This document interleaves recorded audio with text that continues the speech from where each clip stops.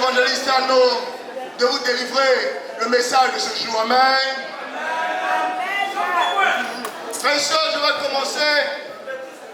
Et l'évangéliste Arnaud viendra terminer. Ce matin, le message sera en deux parties. Et frères et sœurs, laissez-moi vous dire que nous avons l'un des meilleurs thèmes de l'année ce matin. Amen. L'un des meilleurs thèmes ce matin. Frères et sœurs, le thème de ce matin, c'est la richesse. Frères et sœurs, quand on dit richesse, même les cheveux même bougent un peu. La richesse. Amen, frères et sœurs. Frères et sœurs, vous savez pourquoi ce thème est intéressant? Parce qu'aujourd'hui, nous sommes dans le royaume de Dieu. Et nous ne devons pas nous tromper. J'ouvre la Bible, on parle de riche pour Dieu. Depuis qu'on devient riche pour quelqu'un. Quand je pense à être riche, avant que je ne lise ma Bible, je vais être riche pour moi. Et le terme ici dit, il amasse pour lui-même, mais il n'est pas riche pour Dieu. Frères et sœurs, ce matin, je veux m'atteler à faire comprendre exactement qu'est-ce que être riche pour Dieu. Amen, frères et sœurs.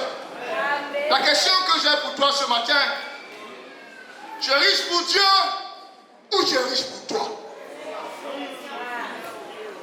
Frères et sœurs, la richesse est une bonne chose. Mais l'amour de la richesse est une malédiction.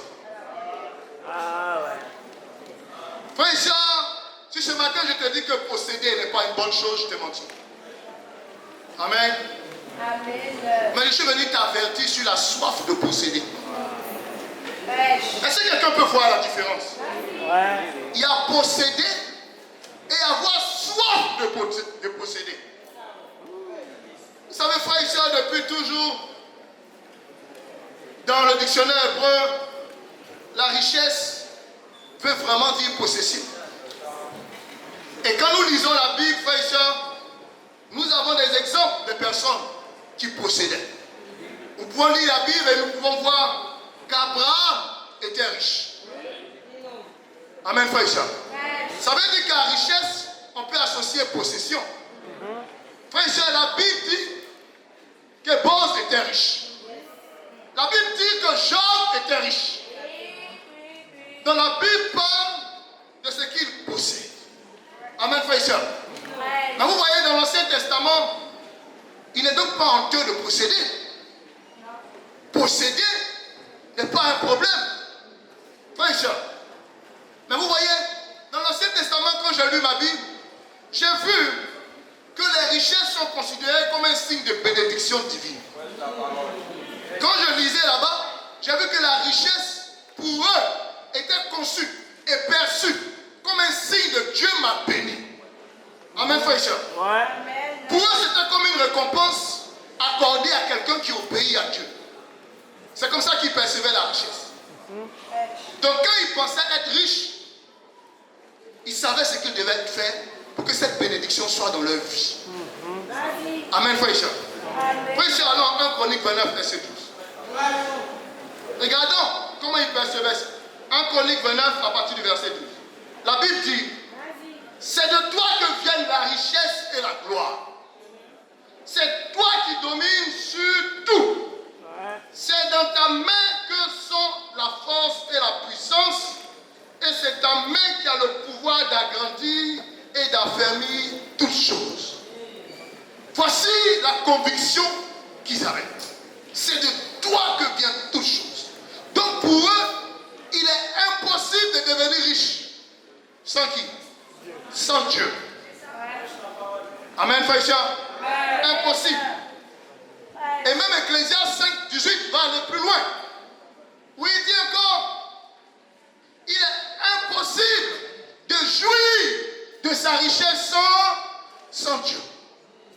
Ça c'est Ecclésiaste qui le dit. Frères et sœurs, je ne connais personne qui a été plus riche que Salomon. Et Salomon, après avoir acquis toutes ses richesses, il nous enseigne et nous dit que si tu peux jouir de ta richesse, c'est Dieu qui veut. Amen, frère et sœur. Donc, Ecclésiaste nous enseigne que si tu possèdes, c'est pour jouir. Ouais. Mais une chose est de posséder et une autre chose est de jouir de ce que tu possèdes. C'est ça, c'est la vérité. Amen, frère et sœur. Ouais. Vous voyez, il y a un premier péril à éviter concernant la richesse. Ouais. Le premier péril à éviter concernant la richesse, c'est de se glorifier de sa richesse. C'est ça. Ouais. D'oublier d'où elle vient et de se montrer ingrat envers Dieu lorsque par sa grâce on est devenu gros, gras. Frère et sœur, allons-y en Deutéronome 32 verset 15. Ça c'est le plus grand danger de la richesse. Deutéronome 32 verset 15 dit: Israël est devenu gras et il a régimbé. Tu es devenu gras, épais et réplé. Il a abandonné Dieu, son créateur. Le danger est ce que tu sois ingrat et que tu oublies la source de la richesse. Ouais. Amen, frère et sœur. Il présente. Mais vous savez, au fil du temps, au fil des siècles, la richesse a évolué. Amen, frère et sœur. Quand aujourd'hui tu dis que tu es riche, ce n'est pas comme au temps d'Abraham, on dit on est riche. La richesse a évolué. Amen, frère et sœur. À l'origine, au temps des patriarches, si vous notez bien, quand on parlait d'Abraham était riche, on parlait de ses troupeaux. On parlait du nombre de têtes, on parlait des bétails, on parlait des esclaves qu'il avait à sa disposition. Là, quand on voyait ça à l'époque des patriarches, on dit ce monsieur est très riche. Et quand Abraham quitte l'Égypte et qu'il entend Canaan, frère et sœur, il va découvrir encore que posséder les sols peut te rendre riche. Et alors, vous allez voir dans la Bible que lorsqu'on parle maintenant d'un riche, on parle du territoire qu'il a. Ouais. Amen, frère et sœur. Parce qu'à partir du territoire et de son bétail et des bœufs, en d'autres termes, la richesse était évaluée par ta capacité à produire à l'époque. Donc, quand on dit que tu es riche, ça veut dire que tu possèdes des biens qui sont capables de produire. Amen, frère et sœur. Amen. Donc, on parle de production. Mais au fil des ans, frère et sœur, la richesse a été définie par autre chose. Lorsqu'au temps des rois, les échanges ont commencé. Et quand on parle d'échange, on parle de quoi? On parle de commerce. Est-ce que vous comprenez? Donc ça veut dire, maintenant pour être riche, tu n'as pas forcément besoin de posséder un sol. Pour être riche, si tu es un bon commerçant, tu peux devenir riche. Amen, frère et sœur. Ça veut dire que la richesse maintenant, tout le monde s'est orienté vers les échanges. Amen, frère et sœur. Je paye quelque chose, j'ajoute, je te vends, je fais du bénéfice. Je suis fort, je possède, je te vends, je fais du bénéfice et je deviens riche. C'est ça. Mais frère et sœur, vous voyez, lorsque la richesse a commencé à être définie par le commerce et les échanges, ça a donné naissance au péché. Ça a donné naissance au péché. Et c'est là que va naître la cupidité. La cupidité. La soif de gagner. Et frère et sœur, vous pouvez voir que quand tu as jamais, puisqu'il fait du commerce, il dit que le t-shirt là c'est 3 000, et que toi tu viens, tu gardes ta voiture, et que tu demandes le prix. Quelle est la tentation tout de suite? 10 000. Il dit 20 000. 20 000. Donc la soif de gain et l'amour de l'argent a conduit les gens dans le péché. C'est ça.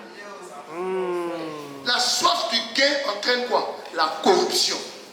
Parce que c'est l'argent à tout prix. Et dès qu'il a commencé à avoir l'argent à tout prix, chacun a simplement maintenant des préoccupations financières. C'est-à-dire l'argent, c'est qu'on appelle l'argent. Je dois avoir aussi. Ouais. Et comme je dois avoir aussi, je passerai par tous les moyens nécessaires, même s'il y a le péché dedans, pour que j'ai cet argent. C'est ça. Peu importe comment Dieu me voit. Ouais. Et vous avez vu, le cœur de l'homme est parti. Amen, frère et sœur. Amen. Et toutes les pensées a été maintenant fixé sur des préoccupations quoi? Financières. Quelqu'un dit avec moi préoccupation financière. Préoccupation financière. Frère et sœurs, pourquoi je vous raconte cette histoire?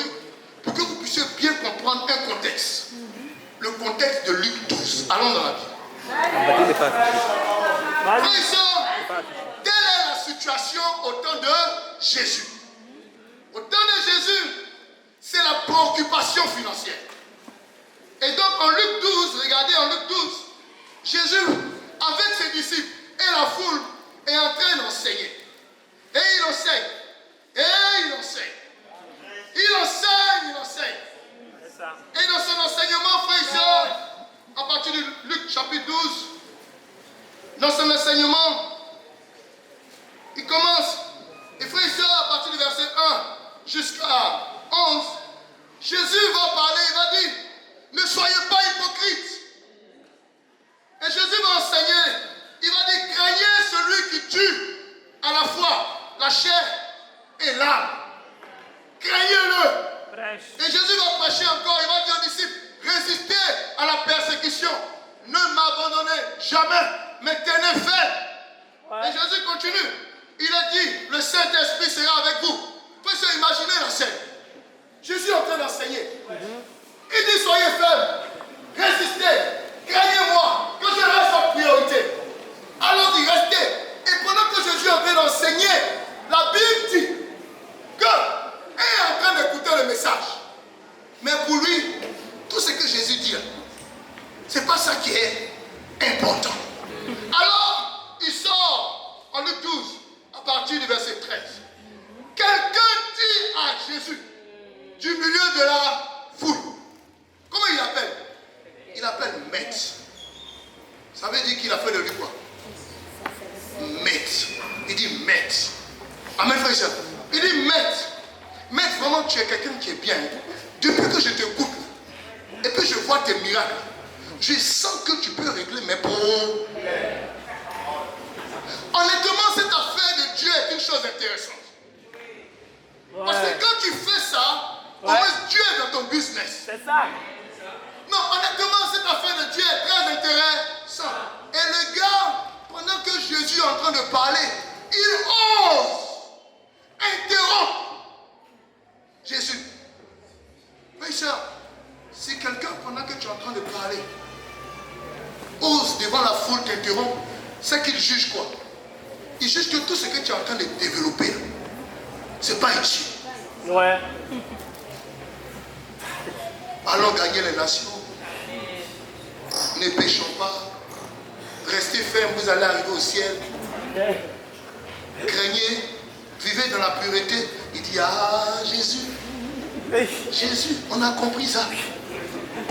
Honnêtement, on a compris ça. Mais l'enjeu actuellement, c'est pas ça. L'enjeu, c'est pas ça.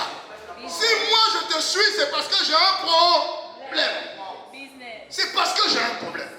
Comment je pourrais utiliser ton autorité pour grandir en possession de ce qui est pour moi? Comment je peux utiliser ta justice? Parce que je sais que tu es juste. Et donc, utilise ta justice pour que moi je gagne.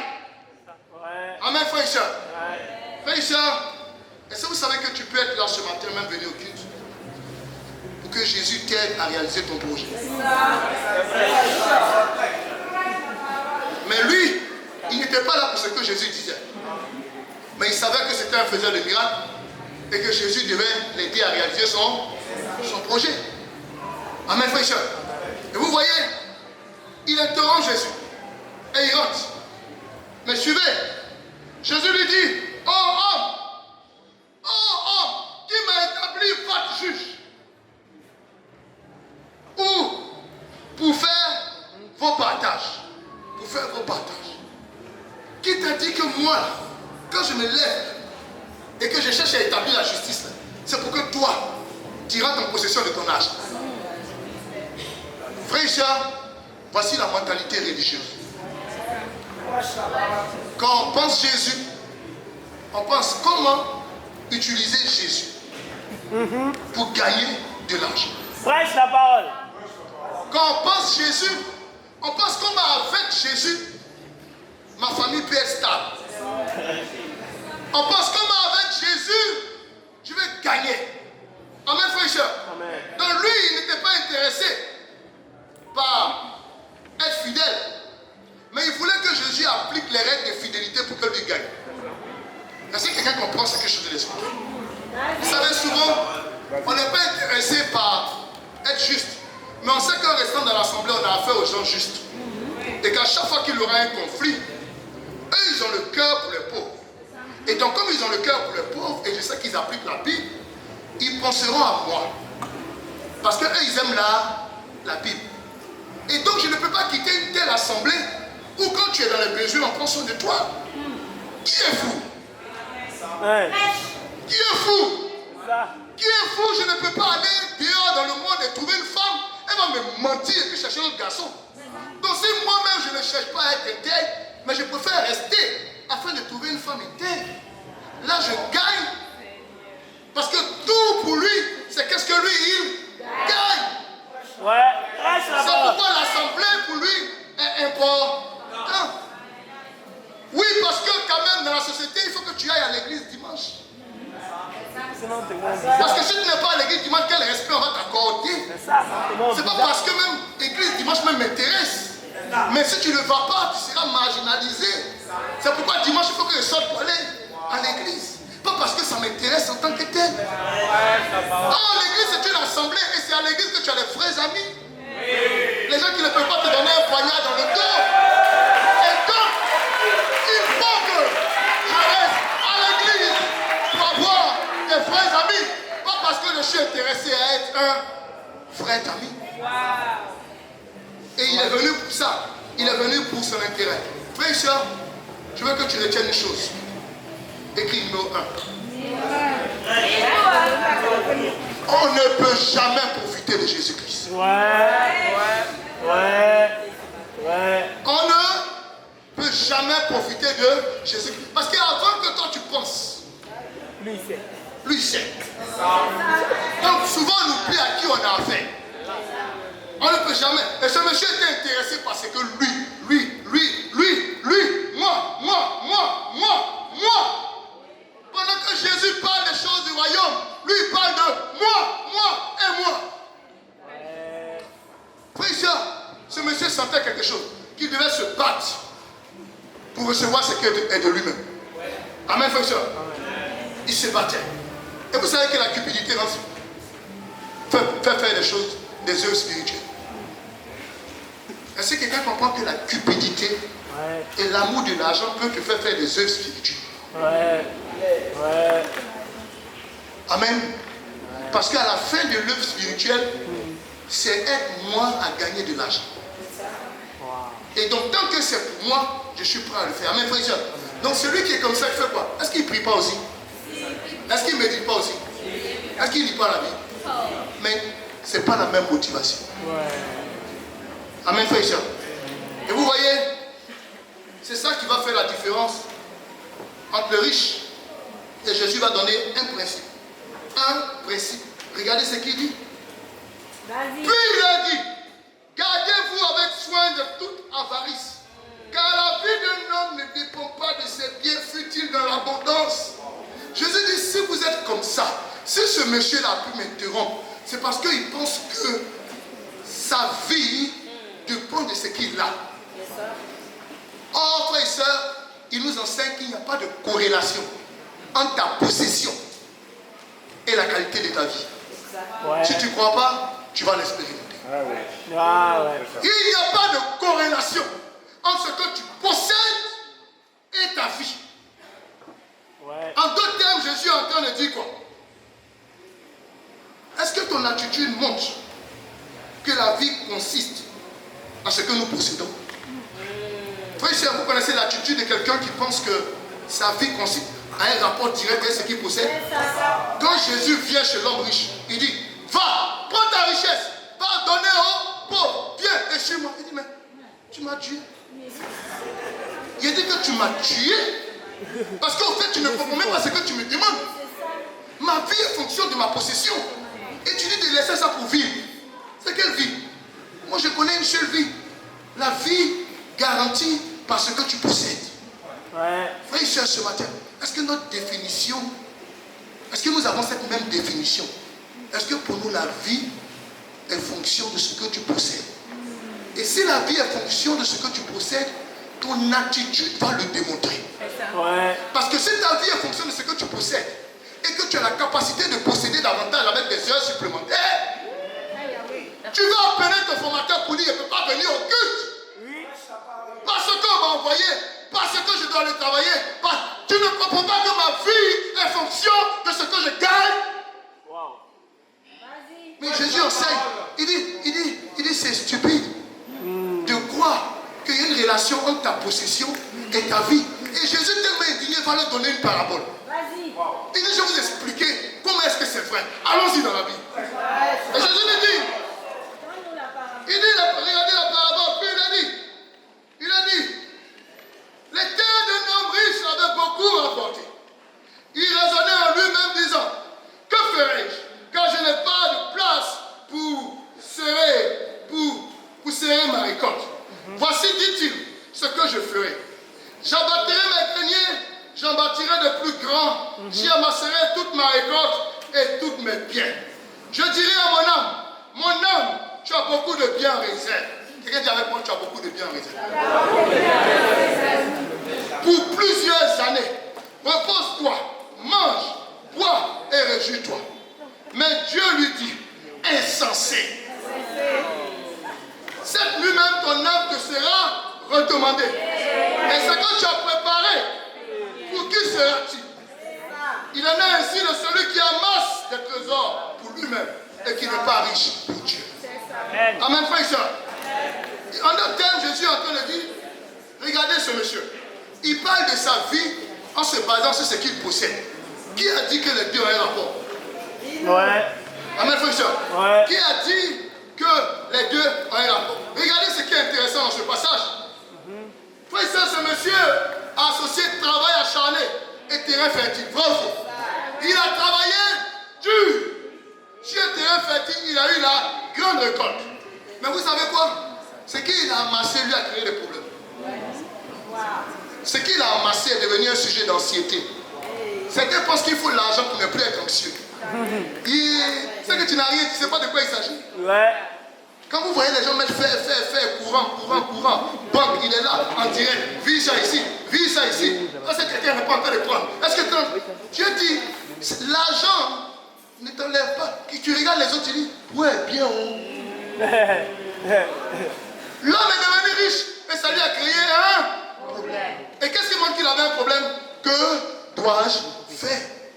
Que dois-je faire? Sa vie, il a encore le temps pour jouir.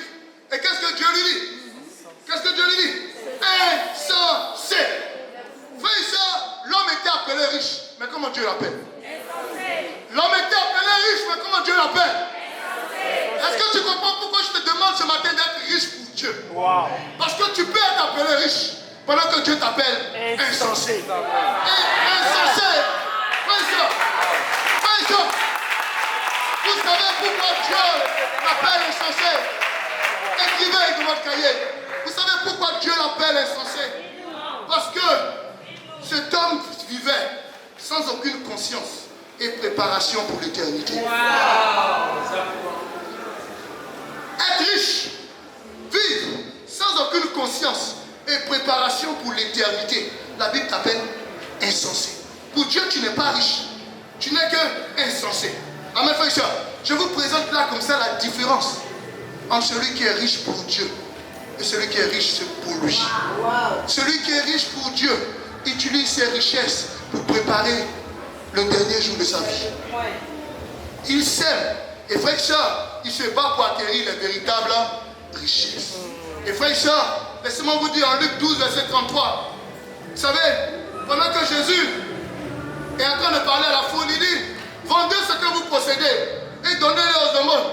Faites-vous des bourses qui n'en s'usent point et un trésor inépuisable dans les cieux où le voleur n'approche point et où la teigne ne détruit point. Il parle à ceux qui possèdent. Il dit faites-le. Frère et soeur, vous savez quoi? Quand Jésus parle de vendre, en réalité il parle de troquer, d'échanger, échanger. échangez ce que vous avez pour les trésors. Échangez les trésors terrestres pour les trésors quoi? Célestes. Je viens de définir qu'est-ce qu'être riche pour Dieu. Être riche pour Dieu, c'est celui qui est assez intelligent pour utiliser son temps, sa disponibilité, ses talents, ses forces. C'est soit je décide de vivre pour moi-même, soit je décide de vivre pour le Christ. Mais ayant compris et étant touché par l'amour de Christ, qui répondait à mes besoins spirituels, parce que j'avais besoin d'être réconcilié avec Dieu, j'avais besoin d'être pardonné de mes péchés, et j'avais besoin d'être à la lumière, d'être enfant de Dieu. Et c'est cet amour-là qui a répondu à mes besoins spirituels. Et j'ai pris la résolution de ne pas vivre pour moi-même, mais de vivre pour le Christ. Et c'est la vie pour le Christ que nous appelons la vie chrétienne. La vie pour soi-même n'est jamais la vie chrétienne. Parce que quand j'étais dans le monde, je vivais pour moi-même, pour mes propres plaisirs. Mais la vie chrétienne, elle commence par la vie pour le Christ. Et tu ne peux pas dire ce matin, toi et moi, si tu n'es pas encore disciple, tu dois comprendre que tu n'as pas encore vécu la vie chrétienne. Parce que c'est la vie de disciple qui s'appelle la vie chrétienne.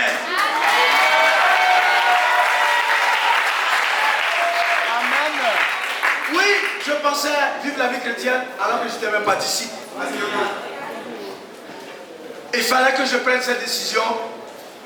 Et frères et sœurs, ce matin, pour ceux, je vais parler d'abord à ceux qui sont dans la maison de Dieu et inviter ceux qui sont en dehors de la maison de Dieu à comprendre le message de ce matin. Il faut, frères et sœurs, pour réussir la vie chrétienne, pour vivre une vie chrétienne qui rend Dieu fier, qui rend Dieu joyeux, deux choses seront essentielles. Prêche la parole. J'ai compris, durant ma marche avec Dieu, que quiconque veut vivre une vie chrétienne rendant Dieu fier, doit passer de sachant à pratiquant de la parole de Dieu. Donc ce matin, la Bible nous invite, Dieu nous invite à passer de sachant à pratiquant. Luc 8, verset 19 à 21. Luc 8, verset 19 à 21. Un passage que nous connaissons bien. Oui, ça parle de Jésus. Au verset 19, il est écrit: la mère et les frères de Jésus vinrent le trouver. Mais ils ne purent l'aborder à cause de la foule.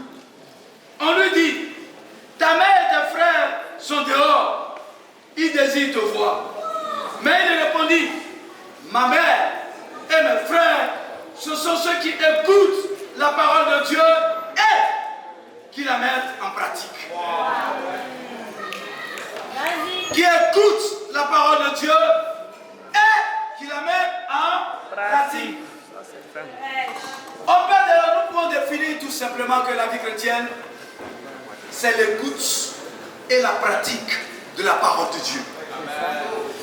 Vous voyez, Jésus dit ici: mes frères et mes sœurs. Et moi, je suis devenu frère de Jésus-Christ le jour de mon baptême.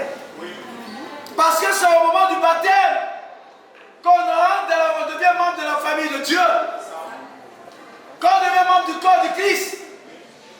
Donc, c'est à ce moment-là que je suis devenu frère de Jésus-Christ. Mais une chose qui doit caractériser quiconque s'appelle frère de Jésus-Christ, c'est l'écoute et la pratique de la parole de Dieu.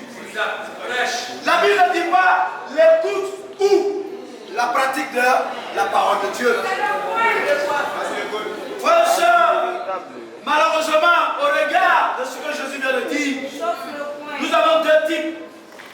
relation avec Dieu qui définissent deux catégories d'hommes. Il y a ce qu'on appelle les sachants de la parole de Dieu.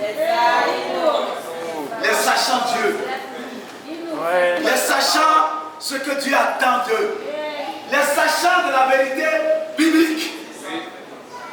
Et il y a ceux qui non seulement ils savent et qui mettent cela en pratique. Qu'on appelle les pratiquants de la parole de Dieu.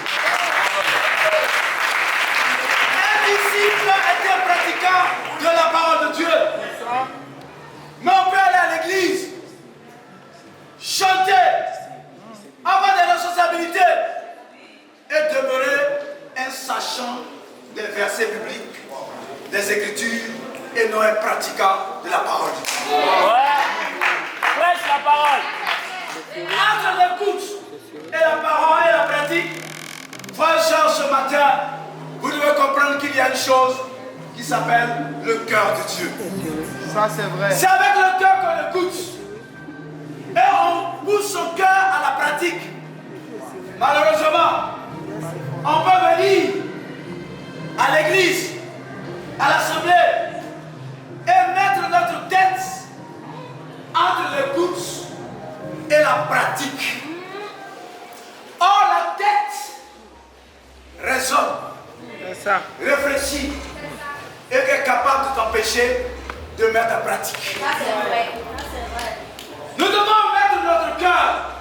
C'est pour ça que ce dimanche, en venant ici, frères et sœurs, prie pour avoir une bonne écoute de la parole de Dieu. Prie pour avoir le cœur qu'il faut pour entendre la parole de Dieu. Amen. Ce matin, tu as des bras, tu as des mains. C'est avec tes mains que tu écris ce que tu écoutes. Oui. Est-ce que tu es en train de prendre note? Mais si le cœur n'est pas en train d'écouter la parole de Dieu, la main ne peut pas prendre note. Si ce matin tu n'es pas en train de prendre note, je peux définir que c'est avec ta tête que tu es en train d'écouter cette parole.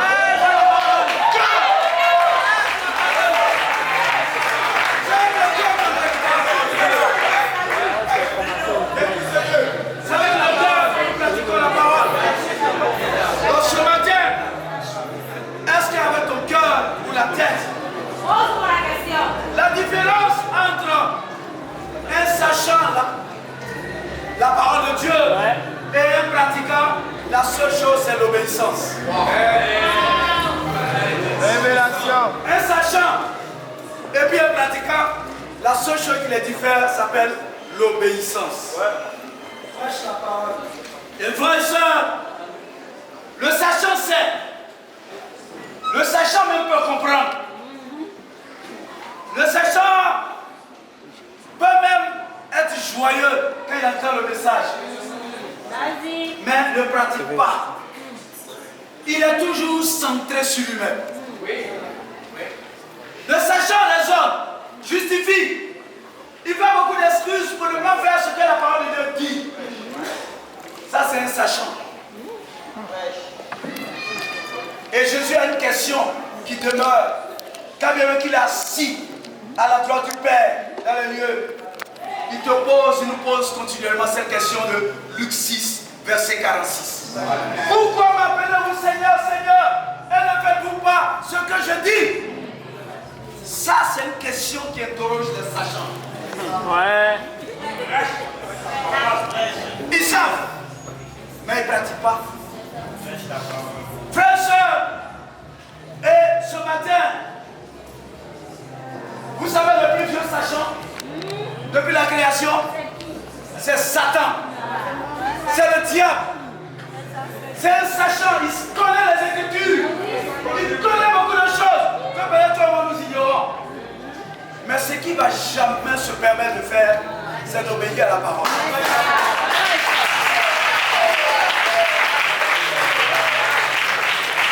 La parole. Ce qui caractérise le pratiquant, c'est l'obéissance à la parole. Ce matin, es-tu un sachant de la vie chrétienne ou es-tu un pratiquant de la vie chrétienne? Oui, es-tu un sachant de la vie chrétienne ou un pratiquant de la vie chrétienne? Entre le sachant et le pratiquant, En qui Dieu prend-il plaisir?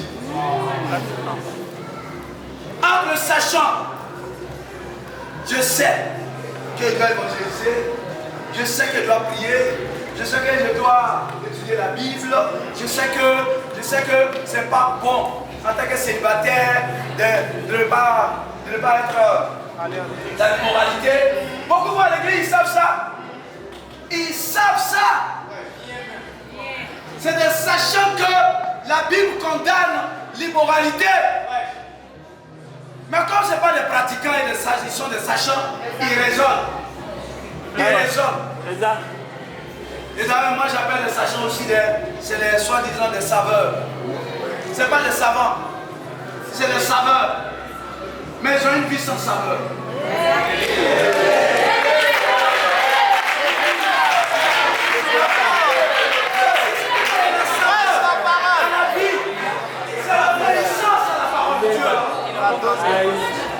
C'est l'obéissance à la parole de Dieu. Et quand nous lisons 1 Samuel 15, verset 22 à 23, vous connaissez l'histoire de Saül. Ce roi, deuxième roi, ou le premier roi d'Israël, frère et soeur, à qui Dieu donne l'ordre par l'intermédiaire de Samuel d'aller exterminer les Amalécites et de voir l'interdit toute leur possession. Voilà qu'il va en guerre et il épargne certaines personnes, des bœufs, des moutons, sous prétexte qu'il allait les utiliser pour faire des sacrifices pour Dieu. Dieu envoie Samuel vers Saül et il lui dit ceci. Le passage de 1 Samuel 15, verset 22, il dit ceci. Vas-y. Samuel dit, l'Éternel trouve-t-il du plaisir dans les holocaustes et les sacrifices comme dans l'obéissance à la voix de l'Éternel?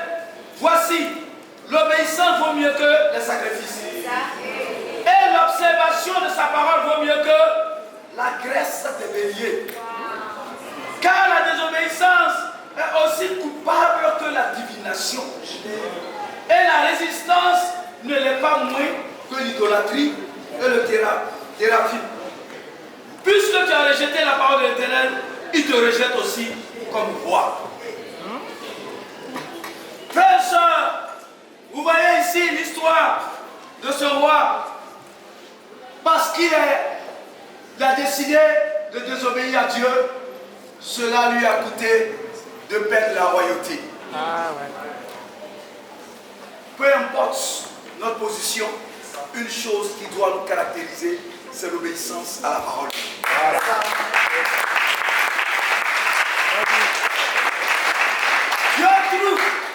Dieu trouve du plaisir où? Dans l'obéissance. Dieu trouve du plaisir dans l'observation de sa parole. Et Dieu nous donne ici comment il se sent, comment il voit la désobéissance.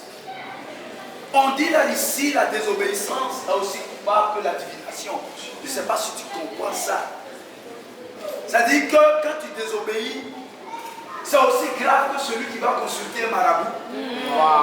Celui qui va consulter un devin. Va consulter un féticheur. C'est aussi grave. Et tu peux être ici, et tu peux être, lorsque tu es en train de désobéir, Dieu te voit comme celui qui consulte un marabout. Un féticheur.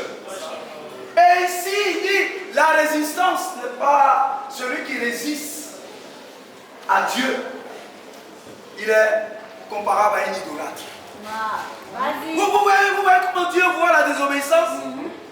Peut-être que toi, quand tu désobéis, tu ne vois pas la gravité. Mais la Bible ce matin décrit la gravité de la désobéissance.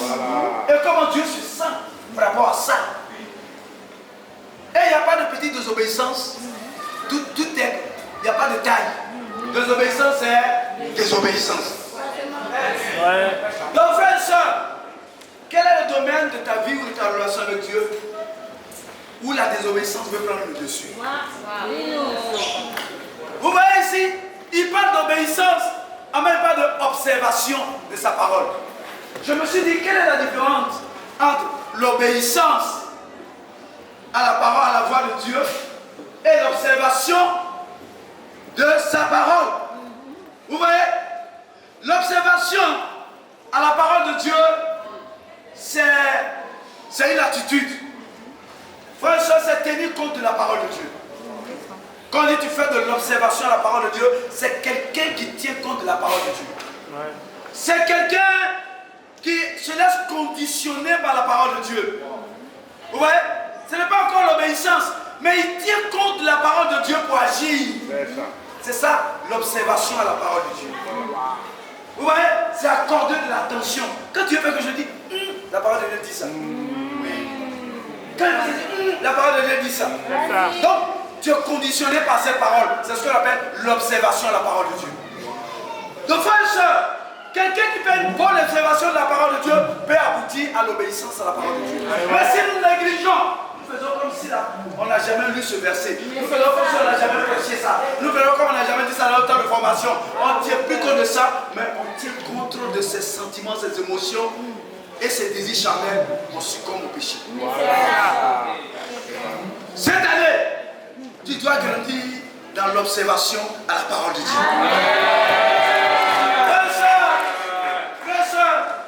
L'obéissance à la parole de Dieu n'est rien d'autre que faire ce que la Bible dit, la parole de Dieu dit de faire. C'est tellement simple. Tu fais ce que la parole de Dieu dit de faire. C'est appliquer la parole de Dieu à ta vie. Et frère, soeur, le défi cette année, toi et moi, nous avons une richesse. Nous devons développer, faire grandir cette richesse qui est la vie chrétienne. Une vie chrétienne rendant Dieu fier, rendant Jésus fier par l'écoute spirituelle, l'observation et l'obéissance de la parole de Dieu. Frères et sœurs, voilà pourquoi l'Église du Seigneur, qui n'est pas une dénomination, dit à Matthieu 28, au verset 20, enseignez-leur à obéir à tout ce que je vous ai prescrit. Ouais. C'est pas enseignez-leur et laissez-les partir. Vous êtes ce qu'il faut. Parce que quand celui qui se met à l'enseignement, il n'y a pas de transformation. Il n'y a pas mieux enseignant que les pharisiens, c'est de sachant. Mais n'enseigne pas aux gens à obéir. Frère et soeur, cette année, mon frère, si tu viens d'arriver, c'est ici le royaume de Dieu.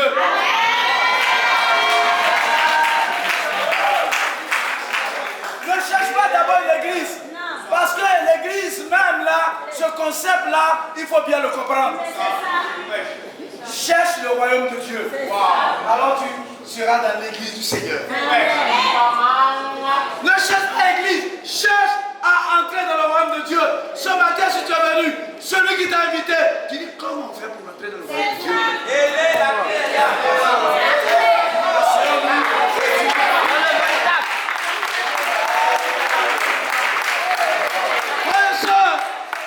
Frères et sœurs, comme Matthieu 28, verset dit, obéissez à tout ce que Jésus nous a prescrit. Le deuxième point pour finir, c'est vivons les priorités de la vie chrétienne selon Dieu. Les choses prescrites par Jésus-Christ sont des choses, frères et sœurs, qui doivent être une priorité dans notre vie chrétienne. Pourquoi ces choses sont-elles une priorité dans la vie chrétienne? Hébreux 6, verset 9.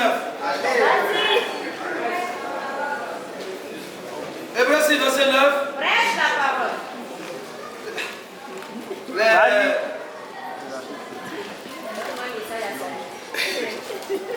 Qu'on appelle Hébreux 6, allons-y. Le verset 9, vous connaissez ça déjà. Quoique nous parlions ainsi, bien aimés, nous attendons, pour ce qui vous concerne, des choses meilleures et favorables au salut. Ouais.